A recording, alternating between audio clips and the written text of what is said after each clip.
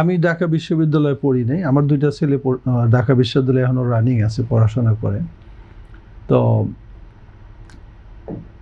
এটার মধু কিন্তু প্রত্যেকটা সময়ে আমরা দেখছি যে কিছু মধু যে এখানে আছে, এইটা ছাড়া কিন্তু তারা এগুলা এক জীবন বাজি রেখে তারা ক্যাম্পাস দখলে রাখতে চায়। কারণটা কি? সেইটা আমি বলতে চাই যে সব সময় দেখা যায় যে আমাদের দেশে ক্ষমতাসীন যে দল, তারা মনে করে যে এখন থেকে বিশ্ববিদ্যালয় সহ দেশের যত জায়গা আছে, এটা তো শুধু খালি বিশ্ববিদ্যালয় না, আপনি যদি আরেকটু আগে বিশ্ববিদ্যালয় এরিয়ার বাইরে যান, সব জায়গাগুলো এখন থেকে আমাদের দখলে থাকবে।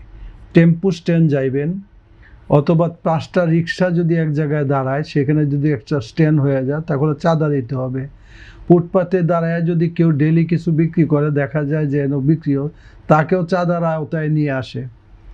এইগুলো যে এই যে একটা মানে ট্রেডিশন আমাদের দেশে চলে আসছে, ক্যাম্পাস কেন্দ্রিক যেটা হয়, একটা হলো যে ছাত্র জীবনে ছাত্ররা দেখেন, ছাত্ররা যা পারে, আমার ভাই অনেকগুলো আলোচনা 52 থেকে নিয়ে উনি যে 71 সব বললেন, এটার কারণ ছাত্ররা আন্দোলন করে, তার কারণ তারা পিছের দিকে তাকায় কম।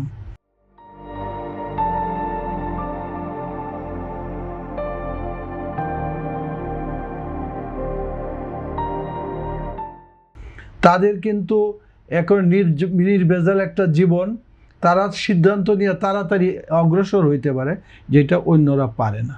সেজন্য বিশ্ববিদ্যালয়ে যখন তারা আসে, মনে করেন একটা ছেলে ইন্টার পাস করে বিশ্ববিদ্যালয়ে আসলো, আমাদের বিশ্ববিদ্যালয়ের বর্তমান রানিং অবস্থাটা কি?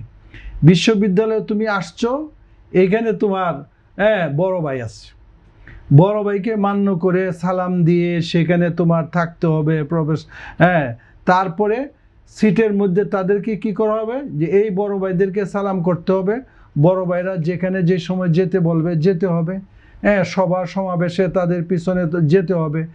এখন তাদেরকে লোভনে তাদের পাওনা কি, সবচেয়ে বড় ভাইদের নিয়ন্ত্রণে থাকে, ক্ষমতাসীন বড় ভাইদের নিয়ন্ত্রণে থাকে হল, তাকে হলে সিট দেওয়া হবে। যদি তুমি কথা শুনো, তো হলে তুমি একটা সিট পাইবা।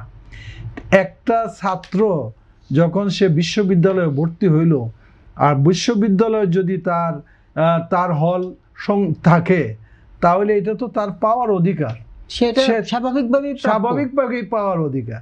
এবং আপনি ঢাকা বিশ্ববিদ্যালয়ে যতটুকু জানি যে কোনো একটা হলের স্টুডেন্ট হিসেবে আপনি ওই হলের ছাত্র হিসাবেই কিন্তু আপনাকে অ্যাডমিশন নেওয়া হয়, যে আপনি ওই হলের ছাত্র। কিন্তু থাকেন আর না থাকেন, বাহিরে থাকেন বা যেখানে থাকেন, কিন্তু আপনি কিন্তু একটা হলের ছাত্র। এখন সব জায়গার মধ্যে সমস্যাটা কিন্তু মধু না থাকলে কিন্তু এখানে আর এই ধরনের বিপর্যয় হইতো না।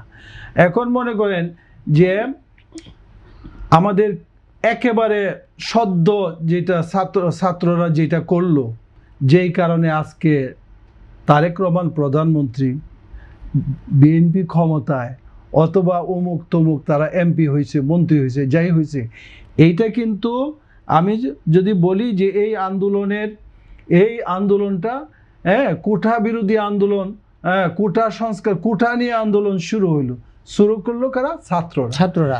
এবং এই যে ছাত্ররা তারা করলো, এবং সেটাকে যেই রাজনৈতিক ভাষায় বিভিন্ন সময় বক্তব্য যা দিয়েছে, কিন্তু এই কথা কিন্তু সত্য কথা, যেটা মিজান ভাই বলছেন, যে আমরা এটাকে সমর্থন যোগাইছি, কিন্তু এটাকে যাতে পলিটিক্যাল কোনো দিতে না পারে, রূপ দিতে না পারে, সেজন্য আমরা বলি যে না, মানে রাজনীতির মানে আমরা করতেছি না, এই ছাত্ররাই করতেছে। সুতরাং তাদের ন্যায্য দাবির সাথে আমাদের সম্মতি আছে, এবং তাদের ন্যায্য দাবিকে আমরা করছি। এখন দেখেন, এত বড় একটা অভ্যুত্থান করলো, এখানে ছাত্ররা আগে ছিল, এইটাকে দমায়া দেওয়ার জন্য রাষ্ট্র বল প্রয়োগ করলো, কিন্তু এক পর্যায়ে রাষ্ট্র ব্যর্থ হইল। যদি আমি সংক্ষেপে বলি, রাষ্ট্র ব্যর্থ হইল এবং দেশ ছেড়ে পালিয়ে গেল। আমরা বিগত দিনে মানে কোনো বিশ্ববিদ্যালয়, পাবলিক বিশ্ববিদ্যালয়ের ক্যাম্পাসগুলোতে ছাত্রলীগের বাইরে কোনো ছাত্র পাওয়া যায় না খুঁজে। এটা শিবির বলেন আর অমুক বলেন, ক্যাম্পাসের মধ্যে কিন্তু অন্য কোনো ছাত্র দলের অস্তিত্ব খুঁজে পাওয়া যায়নি। এরা বাহিরে টাহিরে থাকতো কোনো সময়, কিন্তু 5 মাস হইলেও ক্ষমতার একটা পট পরিবর্তন, একটা রক্তক্ষয়ী এর মাধ্যমে, ছাত্রদের আত্মত্যাগের মাধ্যমে, হাজার হাজার ছাত্র জনতার পঙ্গুত্বের মাধ্যমে এটা হওয়ার পরে হইল কি, এখনই শুরু হয়ে গেল হল রাষ্ট্র ক্ষমতায়, আমরা হলগুলো আমাদের দখলে থাকবে। কিছুদিন আগে আপনারা জানেন যে ঢাকা বিশ্ববিদ্যালয়ে মানে মানে হইল, নির্বাচন হইল। যেভাবে যে নির্বাচন হয়েছে, কিছু যারা এখন নির্বাচিত হয়েছে তারা আছে, তাদের নিয়ন্ত্রণে আছে, কিন্তু খুব ভালো পরিবেশেই চলতেছিল, যেটা সাধারণ শিক্ষার্থীদের কাছে এই পরিবেশটাকে কোনো খারাপ হয়নি। হঠাৎ করে এই মাত্র কয়েকদিনের মধ্যে 5 মাসের মাথায় কি হয়ে গেল, যে আমার ভাই যেটা উনি ব্যাখ্যা করতেছিলেন, এটা আমি খুবই শ্রদ্ধার সাথে দ্বিমত পোষণ করি।